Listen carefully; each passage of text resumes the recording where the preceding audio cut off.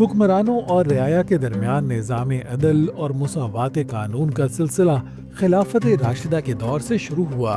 اس دور میں نہ صرف خلیفہ وقت خود عدالت میں پیش ہوتا تھا بلکہ ہر قسم کے قانون کا سامنا بھی کرتا تھا۔ لیکن آج کے طرز حکمرانی میں جب بھی کوئی شخص پاور میں آتا ہے تو وہ استثناء کے پیچھے چھپ جاتا ہے۔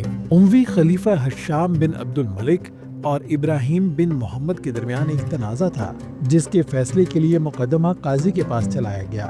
قاضی کے سامنے خلیفہ وقت کا ایک درباری سپاہی پیش ہوا۔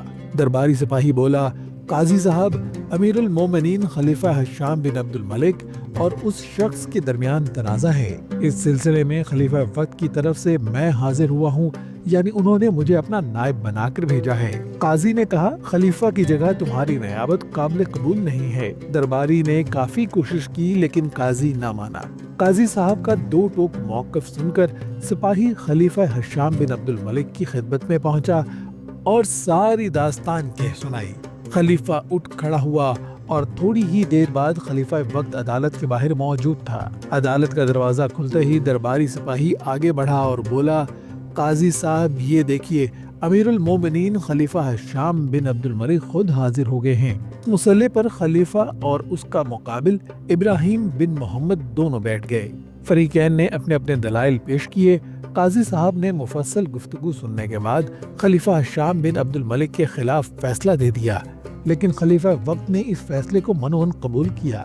کسی قسم کی نہ تو کوئی مزاحمت کی اور نہ ہی قاضی کے خلاف کوئی اقدام کیا۔ قاضی ابو یوسف رحمۃ اللہ علیہ کے پاس خلیفہ ہارون رشید کی طرف سے کسی مسئلے میں بحیثیت گواہ حاضر ہوا۔ قاضی ابو یوسف نے فضل بن ربیع کی گواہی مسترد کر دی۔ خلیفہ ہارون رشید نے پوچھا کہ آپ نے فضل کی گواہی کو کیوں رد کیا ہے؟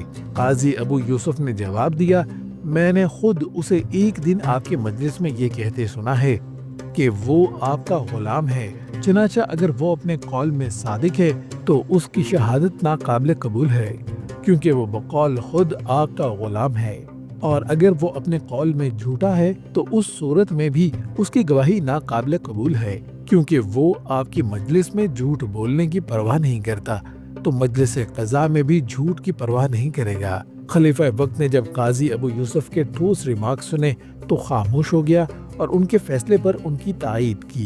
آج کے دور میں قاضی نہ صرف حکمرانوں کا منظور نظر ہوتا ہے بلکہ عدالتی امور میں سیاستدانوں کی دخل اندازی بھی زیادہ ہو چکی ہے۔